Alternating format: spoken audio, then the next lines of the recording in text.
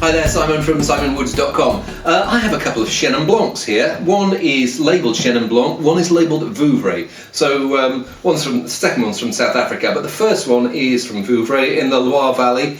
I look on the front label and it just says Vouvray. On the back it actually says sec, so it's a dry wine rather than a demi-sec or a moelleux. So let's give it a whirl. Anyway, I better tell you what it is, haven't I? Clos du Gaimont, 2014 sec. Anything? No, not too much. Blah blah blah blah. Chalky clay soil, southwest exposure. They never tell you that on a packet of cheese. They never tell you where the cows graze, do they? Anyway, I'll shut up and taste it. Still feels like a young wine, and it's 2014, and I don't know whether it says anything about keeping on lees or anything like that. No, not really. But it feels like it's still doing its uncurling. Chenin Blanc is one of the the wines made from Chenin last a long time thanks to its acidity. Here, a 13.5% alcohol, so it's going to have quite a bit of richness. But what I notice is this bruised, ever so slightly bruised green apple and pear character that's just waiting to uncurl. And there's a few herby things in there as well, maybe a little bit of stony character too. It smells like it smells like a wine I always want to decant. And then, as you agitate it, more of this honeyed richness comes out, and you taste it, and that acidity. Slightly, if you've got any slightly dodgy fillings, or I burnt the roof of my mouth the other night, and there's a little bit there where it suddenly went hello, hello.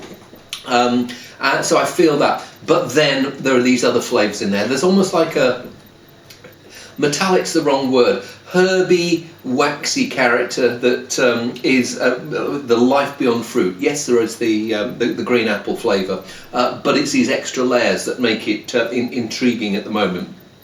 And yes, it'd be fascinating trying the South African after this. I think they're going to be poles apart in terms of flavour. I'm expecting a little bit more flesh and richness here, but there is richness here. It's just that I think that there is more acidity to, and that's the thing that's driving it at the moment. And it's also the thing that will keep it going for quite a while. Feels like a wine that's still a year or so off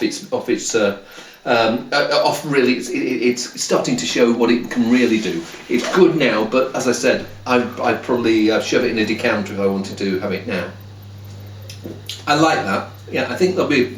I'm showing both of these two to a set of enthusiasts this evening, and it'll be interesting to see how they get on with that. I think that will probably divide opinions more than this one, but I may be completely wrong about this one. Better tell you what this one is, haven't I?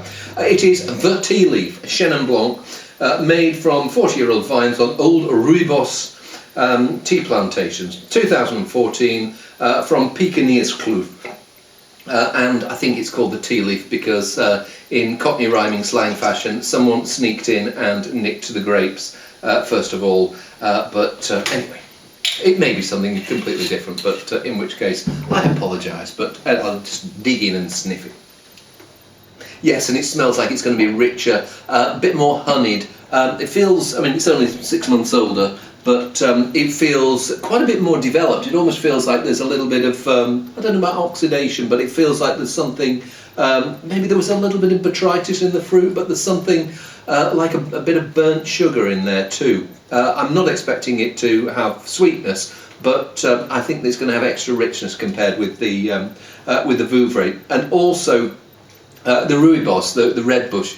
If you can get rooibos tea, and it's this slightly smoky herbal character, and there's a little bit of that character that's coming through here. Yeah, richer, fleshier. It's still got that waxy edge that was on the previous one, and it's still got that telltale acidity. But then the fruit flavours much fuller, fleshier. There's still some of the apple in there, but it's ripe apple here. And it's pear, and it's that musky edge of pear. What are those commis? No, what are the ones that have got an ever so slightly gritty skin? Almost like the russets the apple underneath. Are they commis? I can't remember. I'm not up on pear lore. But yeah, there's an exotic side there that I like that. I mean, that's the one I would drink now. I'd be very interested to see what happens with the Vouvray, given maybe even 5 years. I think it's certainly built to last. It seems to have got the matière, seems to have got the flavour, and it's certainly got this acidity that's going to keep it all fresh. But a nice set of 2 wines. Will be interesting to see with the folk tonight which they prefer. I suspect they'll be veering towards the tea leaf, but fascinated to see how the Vouvray gets on too. Anyway, see you soon.